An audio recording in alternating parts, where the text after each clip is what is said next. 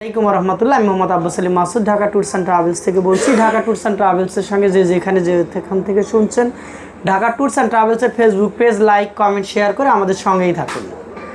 এবার আমরা একটা medical visa success ratio review নিয়ে আপনাদের সামনে হাজির হয়েছি। এমডি সাইফুল ইসলাম সুমন আর হলো উম্মে হানিফা বেগম, অর্থাৎ উনি 25 তারিখে আমাদের মাধ্যমে ভিসাটা প্রসেসিং করে জমা দিয়েছিলেন। ওনার ভিসাটা প্রিন্ট হয়েছে হলো 30 তারিখে, কিন্তু উনি ব্যস্ততার কারণে আসতে পারে নাই, ওনার আম্মা অসুস্থ। সেক্ষেত্রে উনি আজকে এসে বইটা ডেলিভারি নিয়েছেন।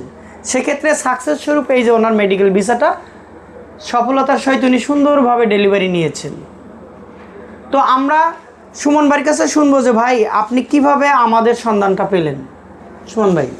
জি আলহামদুলিল্লাহ, আমি আমার এক বন্ধু আছে এখানে উপরের তলায়, যে তার মাধ্যমে এখানে মাসুদ ভাইয়ের অফিসে আসছি এবং আলহামদুলিল্লাহ সফলতার সাথে অল্প সময়ের ভিতরে আমি আমার ভিসা পাইছি।